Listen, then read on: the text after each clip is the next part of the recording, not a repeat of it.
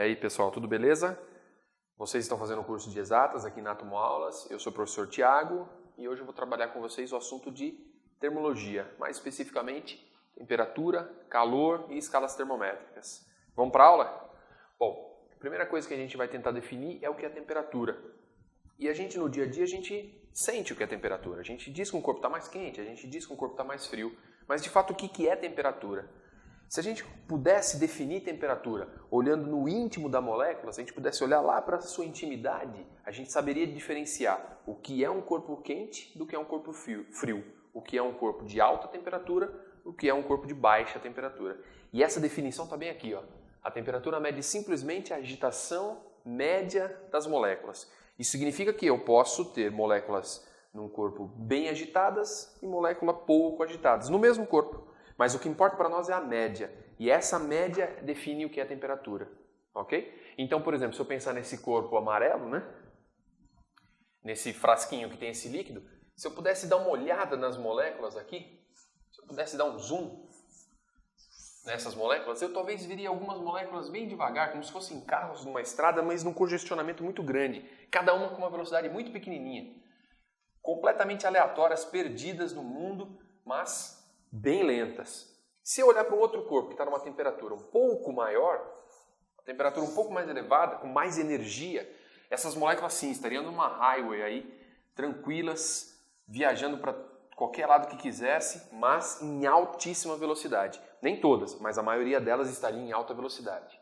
Então a gente consegue definir o que é temperatura olhando na agitação das moléculas, na velocidade que elas possuem, na velocidade média delas. Então vamos definir temperatura como o grau médio de agitação dessas moléculas.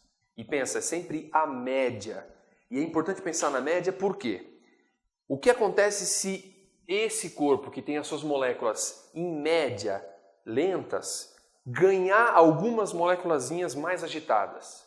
Ora, se a média das moléculas, a velocidade média delas é pequena, se algumas moléculas entrarem nesse líquido e essas moléculas forem mais agitadas, a média disso vai subir. Ora, se você tem uma sala de aula com a maioria dos alunos com a idade média de 15 anos, uns têm 14, outros têm 15, outros têm 17. Aí eu entro, 30 anos, jovem, mais 30 anos, eu elevo a média. Se eu saio, eu baixo a média, ok? Então, se um corpo que tem a sua média baixa recebe moléculas com a agitação maior que a delas, essa média aumenta. E se a média aumenta, a temperatura aumenta. Legal? Um corpo que tem moléculas muito agitadas, moléculas em altíssima velocidade. O que acontece é que com essas moléculas, se algumas moléculas mais agitadas forem embora, por que elas vão embora? Ora, se elas estão muito agitadas, talvez uma ou outra abandone o grupo, né?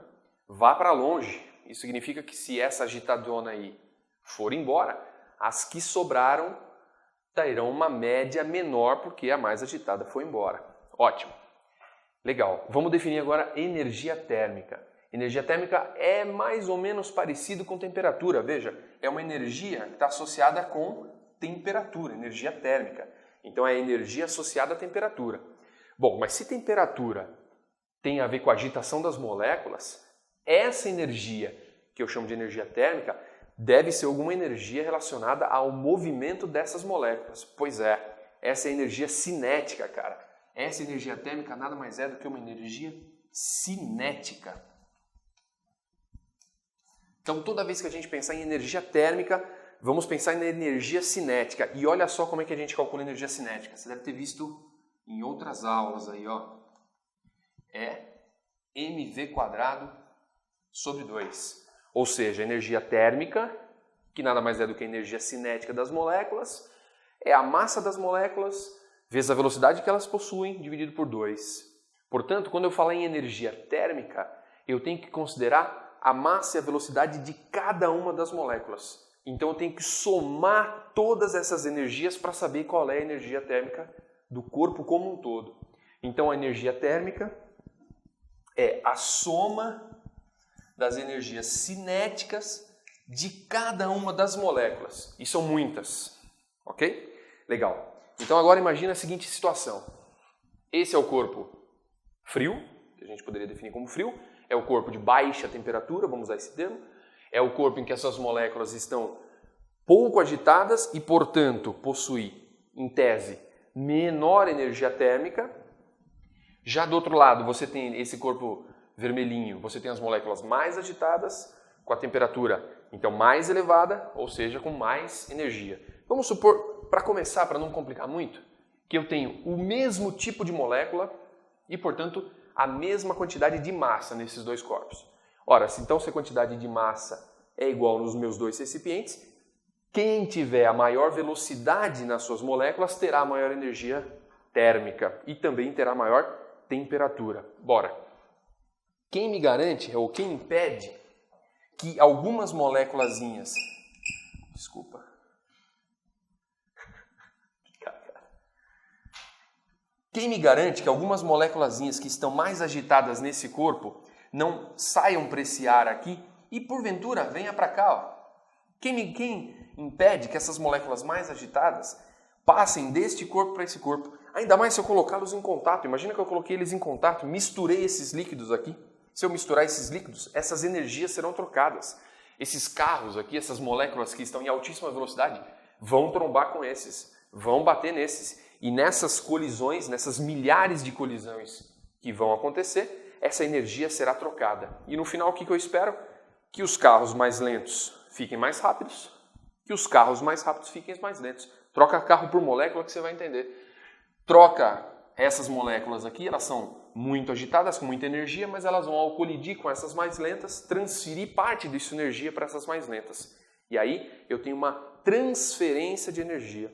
Quando eu tenho uma transferência de energia térmica, que eu poderia dizer assim, ó, uma parte dessa energia térmica vai vir desse corpo mais energético para o corpo menos energético.